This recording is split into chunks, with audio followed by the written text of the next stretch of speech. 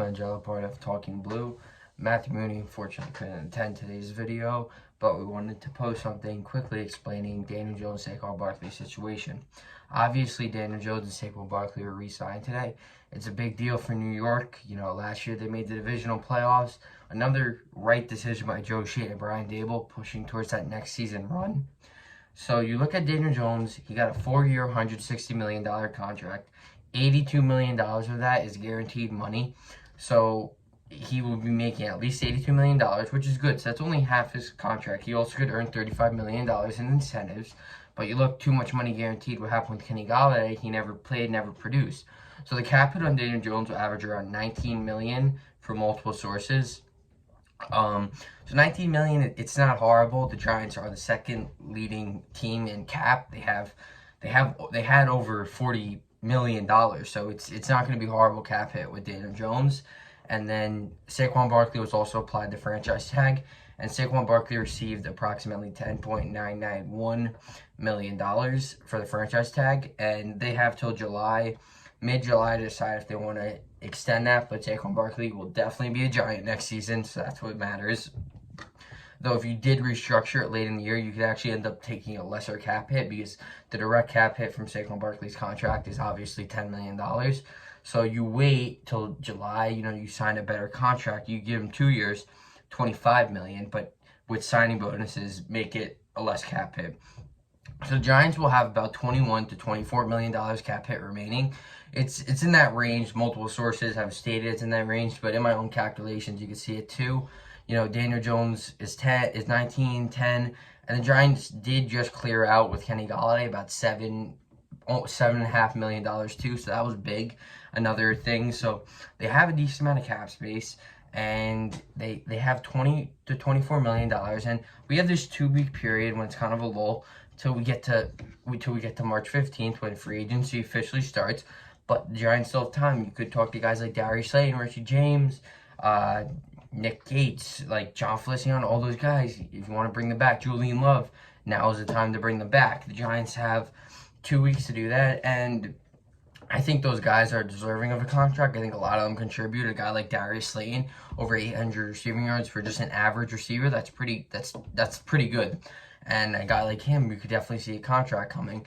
So, this next 2 weeks, I think, though, the main point is a big success. The Giants had a really big, successful day, paving a new path. March 15th is the new league year, and I think the Giants are on the right track for next year. It was a big contract addition. And Daniel Jones and Saquon Barkley this year, you look at the numbers-wise, Saquon Barkley, another breakout season, but that's what he's been. When he's been healthy, he's been excellent, 1,500 yards.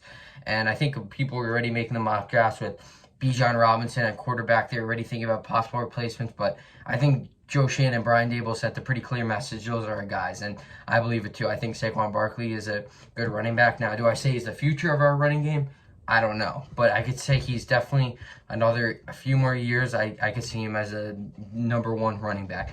I think you look on the Daniel Jones perspective, I think Daniel Jones is our future quarterback. I think 4 years is just a start. I think he will get probably a contract extension later in his years. I think he's one of the best quarterbacks in the league. He is a top 10 quarterback.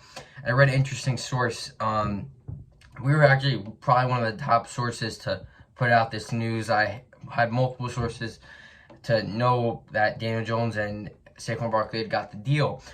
So how we saw is I was reading a lot of things. The Giants Nation was crazy on Twitter pages, Bleacher Report. They were talking all this stuff, and I read an interesting point I'd like to share. It was a guy stated Derek Carr is making $37 million a year. That's big. That's big. Daniel Jones is making 40. People say Derek Carr is better than Daniel Jones, but Derek Carr's in his 30s. Daniel Jones is 25 years old. Daniel Jones has already accomplished more than Derek Carr, and he's 25. He's won a playoff game. Derek Carr has never won a playoff game. So the playoff experience, it leans toward Daniel Jones. That's what I'm saying.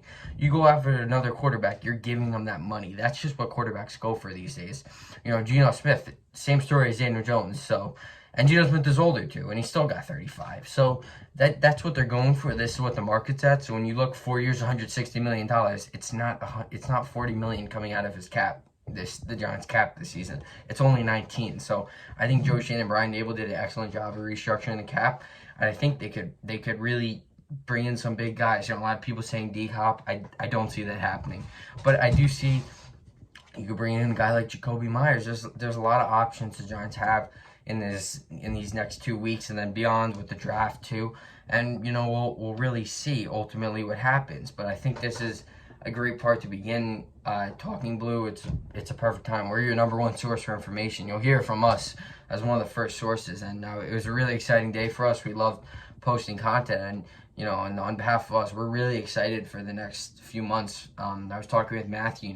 We think we're excited for next year to have live content on almost every single game, and I think this is down a great road. And I want to thank everyone for the early support. 23.5K views in 28 days is pretty good in my opinion, and I like that we're continuing to get the support, and we keep on posting content. We just decided we needed someone to talk about this because this is a great part of the season, and we're gonna look back at this, I think, in a few years and say this was one of the turning points of the Giants franchise. I think they're one of these teams that could go somewhere next year, and we'll have to see. But this is a great day to be a Giants fan.